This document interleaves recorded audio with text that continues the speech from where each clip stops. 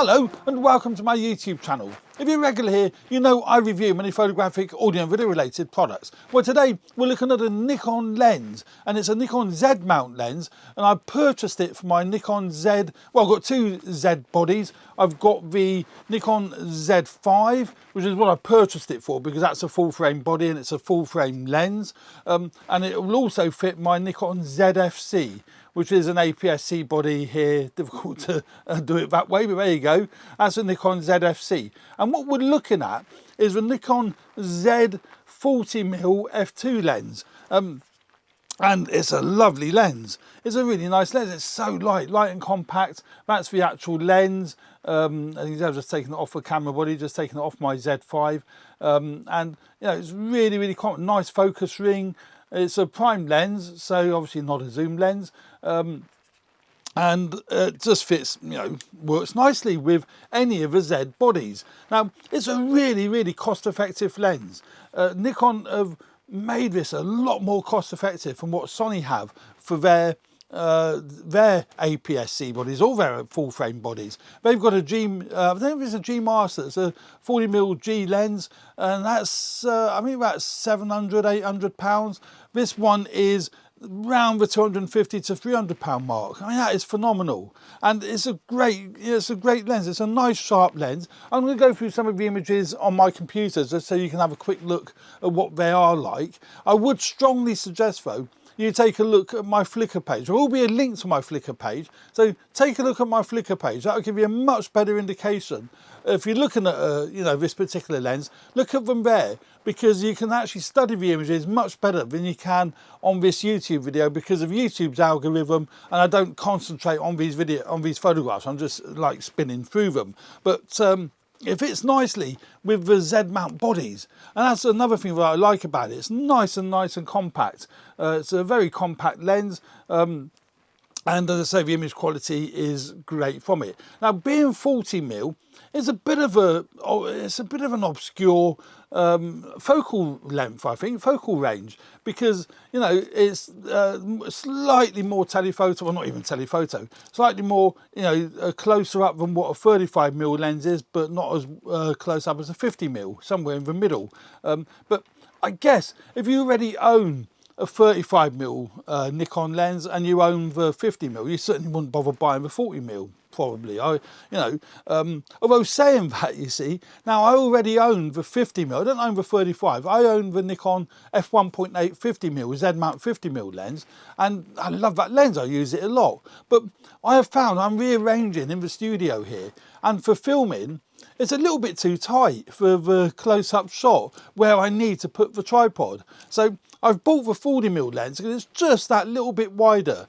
and it's great. It works beautiful. It's just that little bit wider, wide enough to get a nice tight shot without it without it looking like I'm filming up my nostrils, you know. So it's a great video lens as well as a great stills lens. The autofocus is really good in video, works fast, and you know, it's a great autofocus lens as well in stills. So you know, overall it's a really lovely lens. So it's got a 9-bladed aperture, so you get lovely defocus from it, you get lovely bokeh, and again I'll show you that on the computer here. You do have to get your focus really critical though, certainly at f2. I know it's not as wide as f1.2, but you have to be really critical with f1.2. But with f2, the fall off is quite dramatic. So your fall off in the background and foreground is quite dramatic when you're taking photographs or video at f2. But it's great for, you know, face and eye detector f2 because you get lovely bokeh in the background. You get that lovely out of focus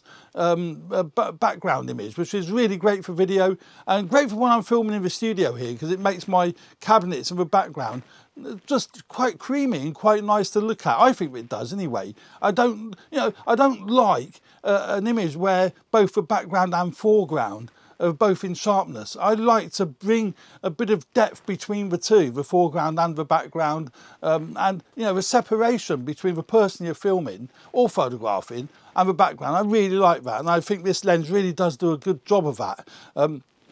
So I think, you know, now that I've waffled on quite a bit about the lens, I will put its weight as well in the description of the video, because it isn't very heavy at all. You don't know, regardless of what body you got it on, you don't know you've got it on, because it's just so light. So great as a carry around lens. I think this would be a great combination for street photography, because it's so light and compact, and I think the focal range is actually very good for that kind of scenario. But what we'll do is have a quick look. Let's put my camera down. We'll have a quick scan through a few of these images. We'll take a quick look at some of these photographs that I took in the garden using the I took them with the Nikon Z5 and obviously the Z40mm lens. Before I do that though, I will say it'll work great on the ZFC, and I've used it on the ZFC, so it works great on the ZFC, but instead of being 40mm, it would be around 60mm, because obviously the ZFC is an APS-C cropped sensor, so great on that. And obviously with the Z5 and with all the Nikon cameras, you can actually still take photographs in the crop sensor mode, but the resolution drops dramatically, so it's not something I would recommend unless you're photographing with something like the Z7. Then you would still get around 18 to 20 megapixel images. If you're using the Z5 or the Z6, you're going to get you know, a lot less than that. It's probably around about 10 megapixels, between 8 and 10, so not something that I would recommend. But for video, great, because it doesn't matter if you're in crop sensor, you're going to get that 60mm sort of look. But if we take a very quick look at these images, now I've got them loaded on a program called Luminar AI. I love using Luminar AI. It's got a lot of features, and it's a great bit of software. There will be a link in the description of a video to where you can download a trial version of Luminar AI and Luminar 4. And you know, I would download the trial version. It doesn't cost you anything. Have a play with it, see what you think. And if you do decide to buy it, use the code AVP when you check out, and then you'll get $10 off the purchase price. That helps me, but it also helps you because you're saving money. And there's no subscription model to it. Once you've bought it, you own it. So a great bit of software, and it does all your cataloguing. It'll do everything that most of the other stuff does and more, because you can replace skies. It's got I'll very quickly show you that in just a tick. Yeah, so these are just a few of the images that I took in the garden, nice and sharp. As I say, because I shot f2, the center, well, the area where you set the focus will be nice and sharp, and you get this lovely fall off. You can see there where it's fallen off, where it's fallen off, around the actual focus point, and it's lovely. Great, really nice sharp images. And the Z5, because of the sensor that it has, you're going to get nice sharp images anyway. Again, you can see the fall off around the edges of the image, and you can particularly see it in images like this because I shot at f2. Sensors, well, the focus area is nice and sharp with that lovely bokeh fall off in the background and foreground. It just looks really nice. Deliberately shot it there like that. As you can see, these flowers are in sharp focus once the computer renders that, and then the background goes all lovely out of focus, and that's because of a 9-bladed aperture that it enables you to get that nice creamy bokeh as opposed to a horrible looking bokeh. But again, clarity, sharp images, handles chromatic aberration really well. In fact, it doesn't really have any as such. And if it, the teeny bit that it does have is easily editable in, programs such as Lightroom, such as Luminar, and many other Capture One, many other programs. But if you look at here, there's just no CA there, no chromatic aberration there, no basically red fringing. It's clean. It's a nice clean image, and you'll always see it in trees like that. Yeah, so it's really good. But as I say, I would take a look at my Flickr page. That's where you will. Where you can actually take a closer look at these images, at your leisure, and that's what I would do. And I will be uploading more images to the to that particular album on Flickr, and you know, many other albums when I'm using lenses regularly. The weather's been so bad I've not been able to get out very much, and secondly I've only just received the lens, so I've not been able to use it a great deal. I've been using it in the studio for video because it is a great video lens and I'm really enjoying that, and I've used it on both the Z5 and the ZFC, so you know, both cameras, the autofocus is spot on, you know, really good. But with this, let's just go into, I'm really, you know, I really want to show you what you can do with this sky replacement. It's very quick and easy to do. So in the edit module, you've got all these different things you can do, you know.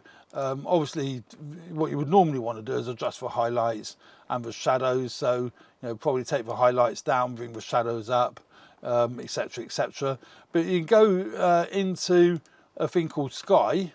So we quickly go into sky selection, choose a sky, and that's a crappy day. So I don't really want to choose a sunny day. But what about something like that?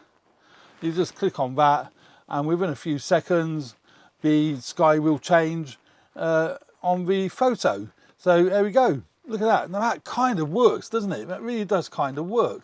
So we can adjust the strength of that, we can adjust the placement of it, so much more you can adjust with that.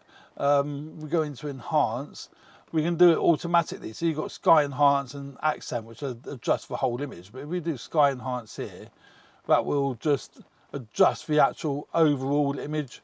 I mean, you get accent, but just look at that, just brings it up nice and bright and what have you. So that's what we've achieved. And you can check to see it's still a nice sharp image. Again, once the computer renders that, look at that beautifully sharp image. Nothing wrong with that whatsoever. Beautiful. But what we can do now, if we just look at before and after, so you can clearly see there, that's how boring that image is. And you know, I've created from what was a really boring image to something that isn't quite as boring. But you know, if you imagine like if you've got a beach scene or a nice landscape, what you can do with that is, I think it's phenomenal. So as I say, great bit of software, something that I can highly recommend because I use it. You know, I would never recommend anything that I don't use because I don't think that's fair to. I recommend it because I use it, and that's why I'm really proud and excited to recommend it. Same with these cameras, you know. But there we go. That is the an introduction to the Nikon Z 40mm f2 lens, and as I say, fitted to my Z50, and it's a great lens, very compact, and very good value. You know, very good value. It doesn't come with a lens hood, but I've not had the need, mind you, we've had such bad weather, I've not actually shot it in bright sunlight as yet, but I'm sure that might, you know, maybe in the future that would be problematic, not having a lens hood, but just remember that it doesn't come with a lens hood, and it is very much plastic construction. But there we go, that's the Nikon Z 40mm f2. I will be doing more videos on that lens. I'll probably do a video of using it with my Nikon ZFC, so be interesting to see how well it works on the ZFC, not in videos, I've used it on it in video, but in, you know, for taking images. So there we go, that's the Nikon Z 40mm, and I hope you enjoy the video. Please subscribe to my channel if you do find this channel useful and you like this particular content. That would be really helpful. Take a look at the photographs on Flickr, that's also really great, and download the trial version of Luminar AI and Luminar 4, that's also fantastic. So there we go, thanks very much for watching. Stay tuned for more videos that I produce, and hit the like button and subscribe, and certainly leave comments in the comments section. That also helps me a great deal, and I love reading different people's comments, so thanks very much for that as well. So there you go, thanks very much, cheers for now, bye.